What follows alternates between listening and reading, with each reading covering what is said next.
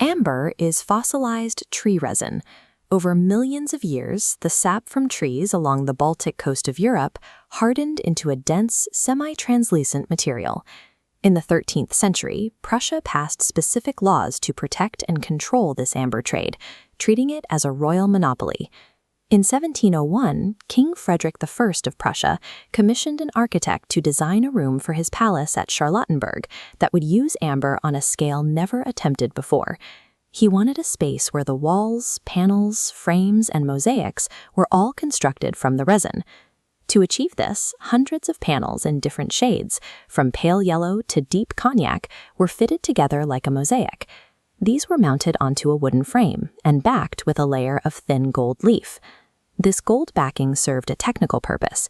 It caught and refracted the light from hundreds of candles, bouncing the rays back through the fossilized resin to create the illusion that the entire room was glowing from within. The completed room was a physical manifestation of royal wealth that functioned as an optical engine, using geometry and precious materials to manipulate light. In 1716, Peter the Great of Russia visited the Prussian court and expressed admiration for the amber panels. Seeking a military alliance against Sweden, King Frederick William I gave the unfinished room to the Tsar as a diplomatic gift. Prussia received 55 unusually tall Russian grenadiers for the king's personal guard in return. An entire room of priceless amber was treated for 55 soldiers. The panels were eventually moved to the Catherine Palace outside St. Petersburg.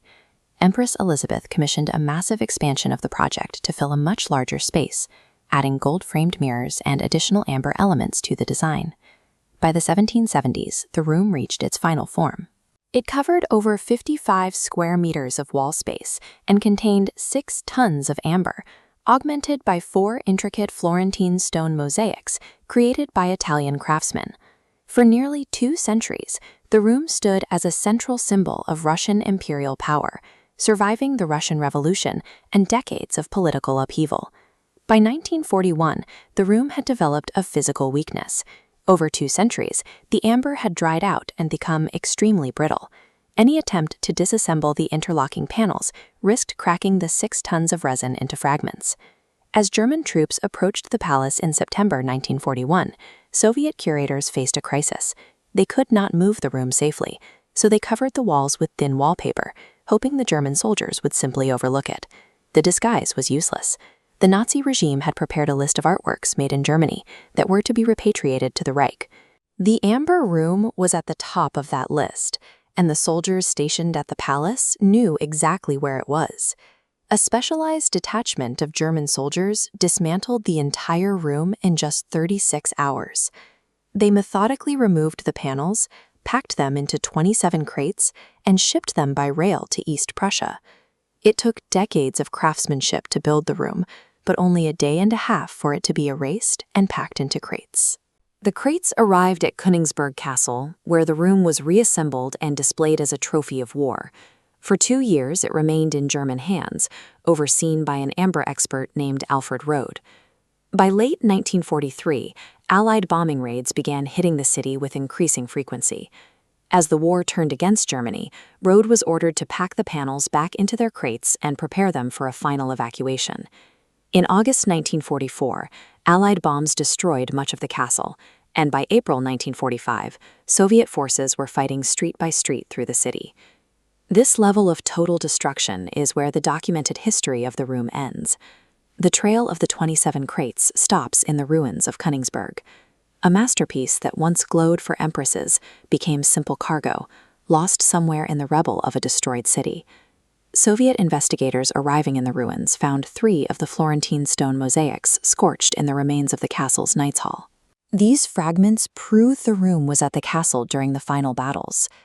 This evidence supports the first theory, that the combustible amber panels and wooden crates were simply incinerated by incendiary bombs in 1944 or during the final Soviet assault. However, the Soviet government conducted secret searches for the room for decades after the war. They followed leads across Western Europe and East Germany, suggesting their intelligence officials believed the panels might have survived the fire. A second theory posits that the crates were moved into deep, unexcavated vaults beneath the castle. In 1968, the Soviet government ordered the demolition of the castle ruins, a move to permanently seal whatever was left beneath. A third theory involves the massive 1945 naval evacuation known as Operation Hannibal. Some eyewitnesses claim to have seen the crates being loaded onto ships. Because Soviet submarines and aircraft sank hundreds of these vessels, the amber may now rest at the bottom of the Baltic Sea. The intensity of the final months of the war makes all three scenarios, incineration, burial, or shipwreck, logistically plausible. The search has also been marked by several suspicious deaths. Alfred Rode and his wife died of disease just as Soviet agents arrived to interview them. Treasure hunter Georg Stein was found murdered in a forest, and Russian intelligence general Yuri Gusev died in a car crash shortly after discussing the room with a journalist. These incidents suggest that some individuals with knowledge of the crate's final movements may have actively suppressed that information. In 2003, Russian craftsmen finally completed a full reconstruction of the room, using historical photographs and one recovered mosaic panel for reference. While this reconstruction stands in the Catherine Palace today, it is a copy. The original 6 tons of 18th century amber remain missing. The original room is either ash in a bombed foundation, crates on the sea floor, or hidden in a basement. Until it is found, the story is defined by the gap between the modern reconstruction and the missing masterpiece.